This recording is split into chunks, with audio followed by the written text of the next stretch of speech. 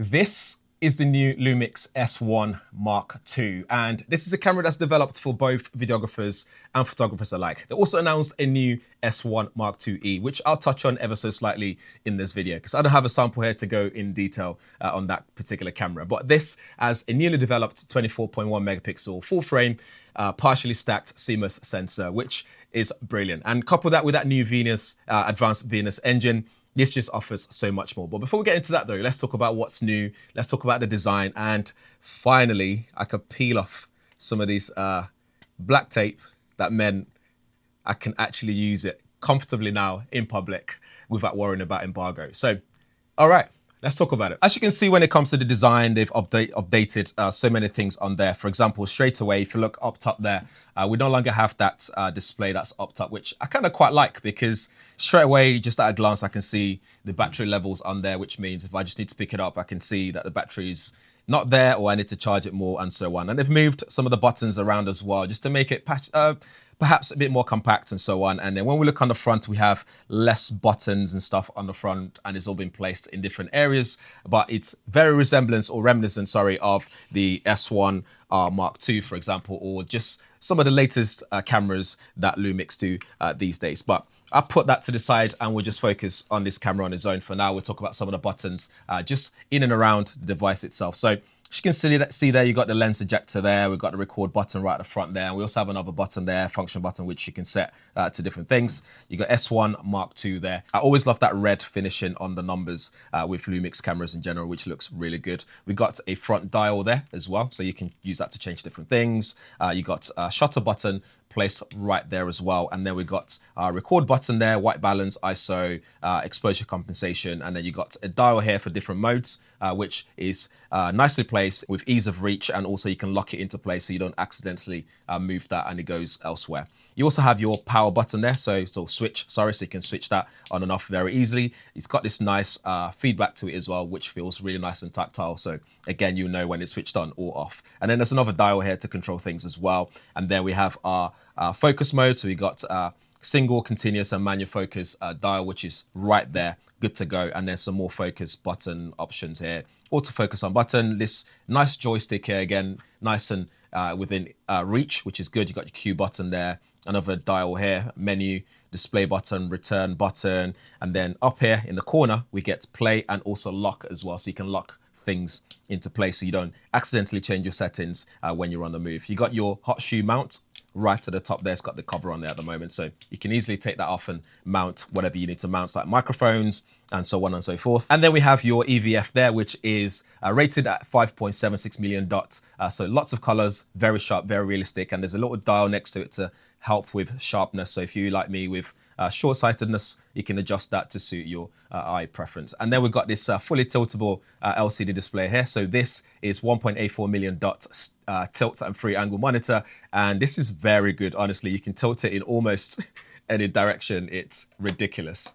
How much you can tilt that is very good. It makes it very versatile, very flexible, so you can use this in different ways, different mode that you like. And then on the other side, we get more dials there. You can lock that into place as well. There's a front switch here, which allows you to switch between S&Q, camera, and video mode. And then you got things like your burst mode and so on, and timer there. So self-timer, for example. So very easy to use. I like the ergonomics of it. It's very nice and just really compact in hand as well, yet still offering loads of buttons and everything that you need. Underneath here, we get two slots. So we get your normal SD card slot there, and also a CF Express card slot. So you can record to both at the same time if you want, or one or the other. You can change the settings to how you record and how that functions. That's entirely up to you there.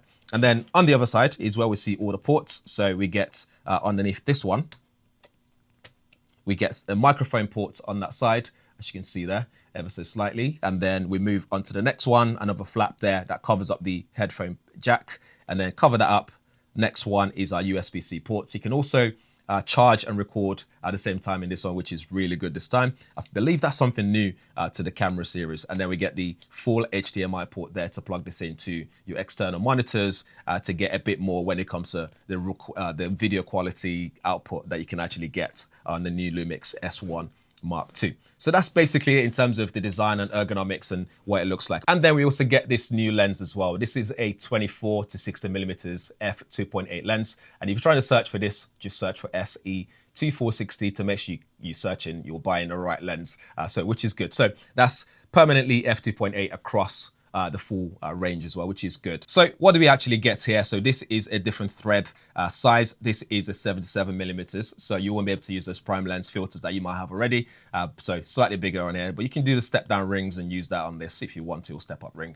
This is compact and lightweight as well. It doesn't protrude too much, as you can see there, which is not bad at all. So this is 99.9 millimeters long and the weighs just around 544 grams.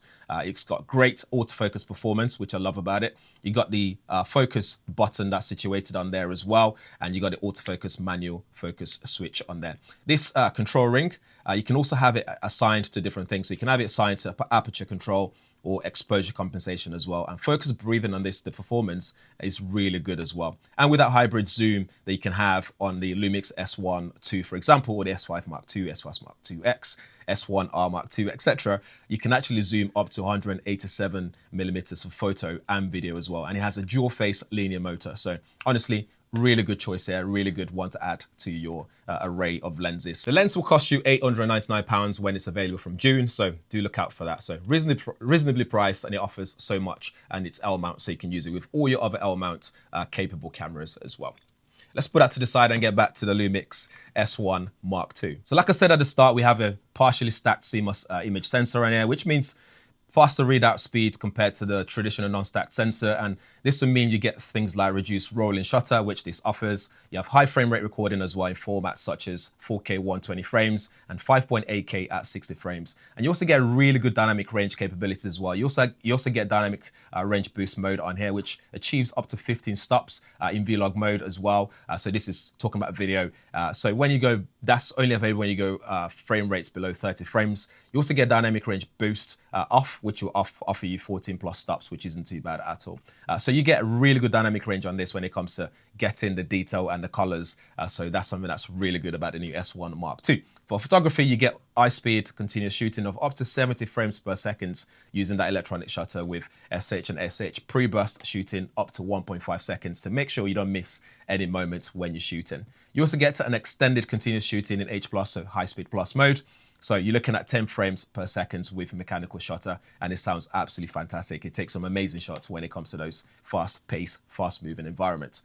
They also have that new OpenGate feature available on here as well, which means it supports formats beyond 6K at 30 frames per second. Also means you can get 5.1K at 60 frames per second as well. And with a future firmware update, we'll get additional multiple frame markers as well on the display. So when it comes to remaining flexible and versatile, this will offer you all those things. When it comes to focusing, you get real-time recognition face hybrid autofocus with improved eye and face detection as well. And you get AI-driven tracking accuracy for people. So I've used this to shoot some sports and so on, and it tracks people very well, and it's so good. Also, there's a new autofocus recognition for urban sports. So when it comes to things like dynamic movements for breakdancing or skateboarding or parkour, this will be great for capturing those important moments. When it comes to stabilization, you have enhanced 8-stop in-body stabilization with newly developed cropless EIS as well. So when it comes to video distortion, you get a nice correction, and also stabilizes without cropping the angle of the view, which is good. And for those that love their video on ARRI and stuff like that, this will support ARRI Log C3, which is now available for the first time in the S series, and you need to have that with a software upgrade key that's sold separately. This supports 5.8K 30 frames, C4, so Cine mode, Cine 4K, 60 frames at ProRes RAW HQ. You have ProRes RAW internal recording as well to a CF Express Type B card. So you need to get yourself a good card to get good speed and make sure that's compatible. And that's pretty much it in terms of that, in terms of what's new. When it comes to how durable this is as well, this will actually operate in temperature up to or as low as minus 10 degrees Celsius, which is absolutely ridiculous. I don't know if I'll ever be able to shoot in those kind of scenarios, but that's capable.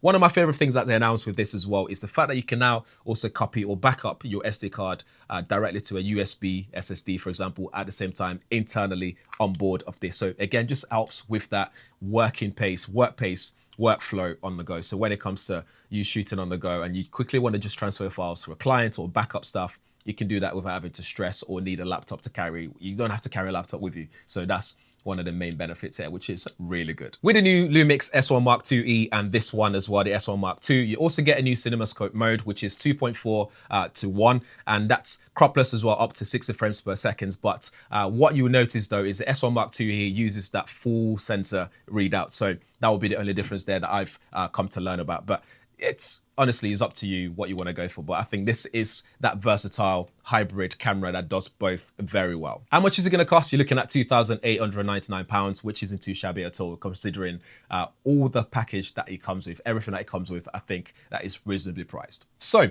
how about performance? So when it comes to photography, I've taken so many photos with this when it comes to landscape, people, sports mode, you name it. I've tried different things on here and it nails it every single time. Considering you know what settings to use and you know what you're doing with the camera, it captures really good images, fantastic images. And one thing I find is at the moment, I'm not having to do too much tweaks to the fit to the photos, because usually I might have to tweak the colors here and there, but the color science looks really good and it's sharp. It's not over sharpening or anything like that. I think it's fantastic when it comes to photography. There's no complaints there at all. And that fast frame rate just allows you to do so much more that you can do with so many other cameras in this sort of bracket on the market right now, which is fantastic. Rolling shutter is been dealt with that partially stacked sensor. When it comes to the video mode, I think it works really well, especially shooting vlog. You get that dynamic range boost, which allows you to shoot a bit more, capture a bit more data. It looks really good when it comes to colors and everything else. Stabilization on here looks fantastic. I can shoot handheld. In fact, all the shots that I took when I went to Monaco for the Formula E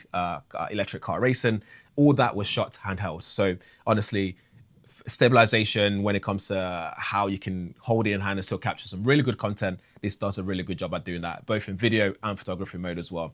So honestly, this is so versatile. It's so good that it's hard for me to knock it. It's hard for me to find negative points. If there's anything like I'm nitpicky about, would be that, you know, that LCD at the top. I really want that back. I think it's such a good feature that they had before. So honestly, that was really good to have.